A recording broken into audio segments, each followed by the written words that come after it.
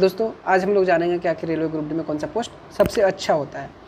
तो दोस्तों railway group D में जो है बहुत तरह के पोस्ट है, उसके बारे में पहले जान लेते हैं कि आखिर कौन कौन सा पोस्ट होता है।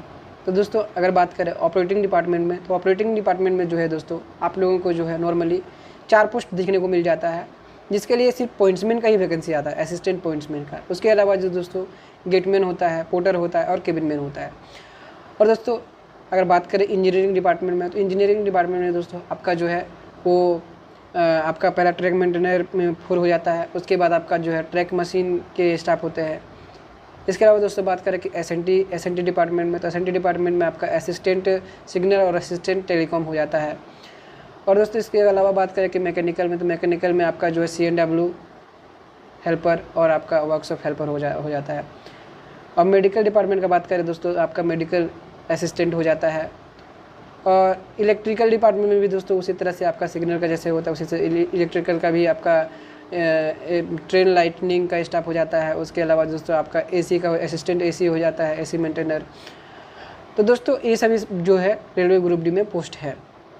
तो दोस्तों अगर बात करें कि इन सभी में से जो है सबसे अच्छा पोस्ट कौन सा हो जाता है, तो इसको डिसाइड करने के लिए हम लोग को जो 2-3 आधार पर डिसाइड कर सकते हैं कि आखिर अगर आपको प्रमोशन चाहिए तो प्रमोशन के आधार पर आपको कौन सा पोस्ट सबसे अच्छा होगा रेलवे ग्रुप डी में। तो दोस्तों प्रमोशन के आधार पर बात करें तो जो ट्रैफिक डिपार्टमेंट होता है या फिर ऑपरेटिंग डिपार्टमेंट होता है, जिसमें पॉइंट्समैन, गेटमैन, केबिन मैन और आपका पोर्टर आता है, वो डिपार्टमेंट दोस्तों सबसे अच्छा होता है, क्योंकि दोस्तों इसमें जो है आपका प्रमोशन होने का चांसेस बहुत ज़्यादा होता है।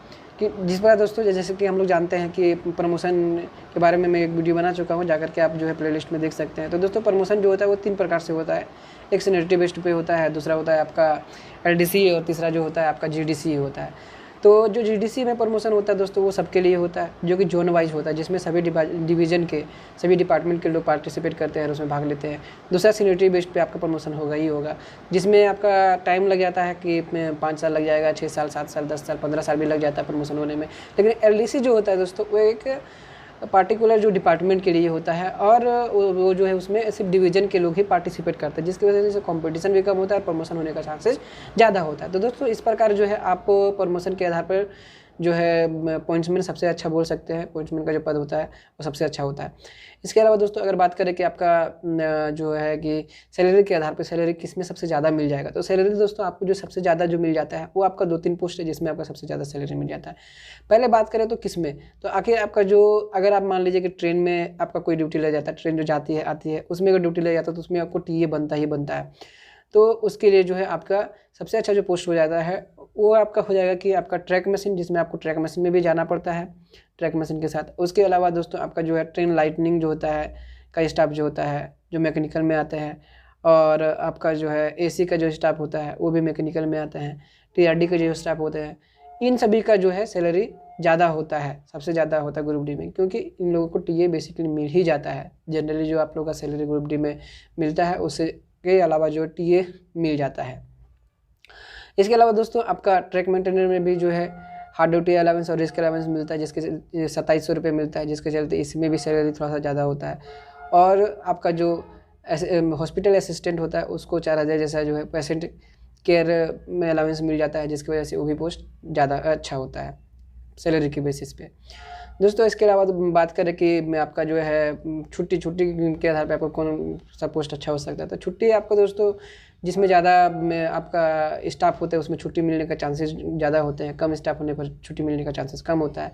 तो आपका दोस्तों जैसे कि वर्कशॉप जो होता है या फिर CNW का जो होता है और ट्रैक मेंटेनर जो है, इन सभी में जो है स्टाफ बहुत ज़्यादा होते हैं, अवेलेबल होता है, जिसकी वजह से इन लोगों को छुट्टी मिलने का चांसेस ज़्यादा होता है। दोस्तों अगर इसके साथ ही अगर बात करें कि नहीं फीमेल कैंडिडेट के लिए सबसे अच्छा कौन सा पोस्ट होगा, तो फीमेल कैंडिडेट के लिए सबसे अच्छा पोस्ट जो होगा दोस्तों आप लोग जा सकते हैं किसमें, तो हॉस्पिटल असिस्टेंट में। उसमें आपको सैलरी भी मिल जाएगा अच्छा, और उसमें जो है वर्क आपको जो है फिजिकली बहुत ज़्यादा नहीं करना पड़ता है।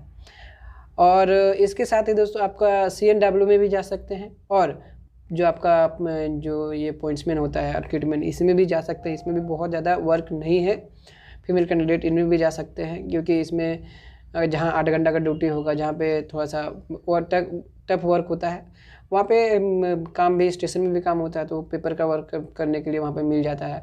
और छोटे स्टेशन में तो बहुत ज़्यादा काम होते नहीं हैं, इसलिए पॉइंट्समैन और गेटमैन भी जा सकते हैं। इसके अलावा दोस्तों सभी के लिए एसएनटी में जो होता है सबसे कम वर्कलोड बोल सकते हैं कि होता है, क्योंकि उसमें जो होता है फेलियर के टाइम में ही आपको जो है आपका ड्यूटी लगता है, मतलब आप जाते हैं साइट में जाते हैं। लेकिन उसमें एक परेशानी है कि दोस्तों आपको रात में भी और कभी भी जो है आपको फेलियर होने पर बुलाया जा सकता है, इसलिए आप अपना सोच करके जो एसएनटी में भी जा सकते हैं।